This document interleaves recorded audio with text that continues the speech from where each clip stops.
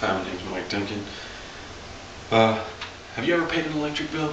You know, those high prices, those things that you can't get away from, those monopolies, you know, those programs that you just can't understand why you have to pay so much for this little bit of electricity that we're using today.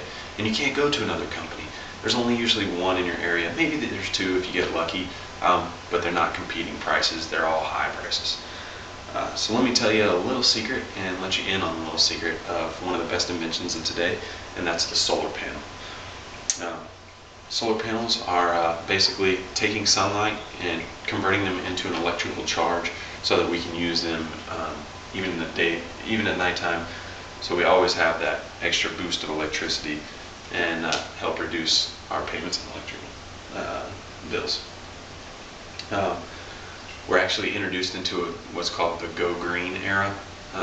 What this is the alternate energy source era, and according to Stanford University, this is one of the biggest things that's going on today, is getting us into these alternate energy sources and being able to push away from all the resources that we're having to pull out of the ground that are actually our natural resources that we're depleting every day.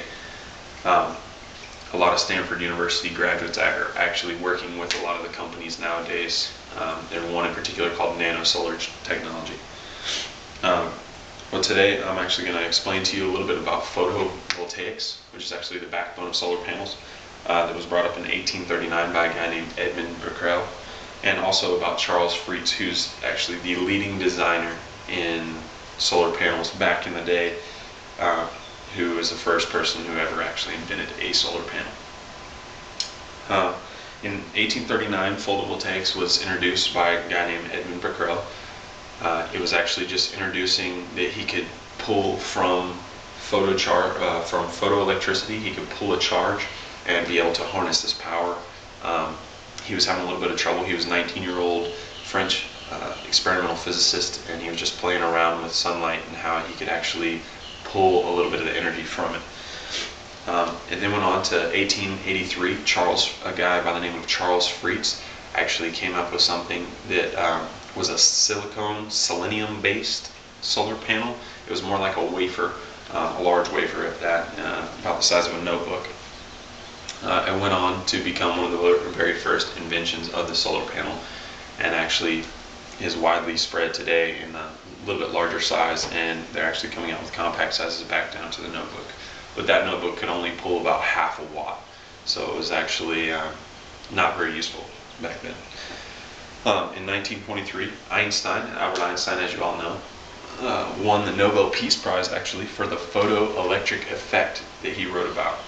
He was explaining how photovoltaics works and how solar panels can be used in everyday life if we can come up with more sustainable ways to control the energy and the electricity that are brought out from them. In 1955, we have commercial licenses were brought out by a Western Electric company. And let me show you the picture of that.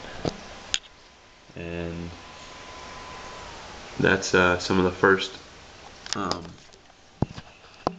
photoelectric panels. Commercial licensing was brought out by Western Electric, and they started producing these big, large solar panels that would harness this energy. In 1957, Hoffman Electric began what's called a solar energy converting apparatus. They actually came up with the first idea of how to use this electric energy and be able to turn it into usable energy for us, so that we can use it to power TVs, we can use it to power, lights, power different heating elements, things like that. Then we move on in time, and we come up to NASA. NASA has actually been a big innovator in solar panel technology because they're starting to use their panels on all their satellites and all of their roving vehicles for Mars and any of the other planets or moons that we can land on. Here's a picture of that as well, of one of these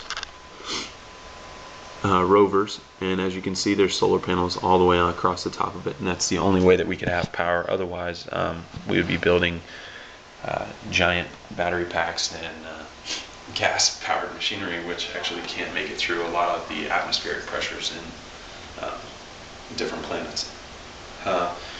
We also move on then to the nano solar technology, which I briefly talked about.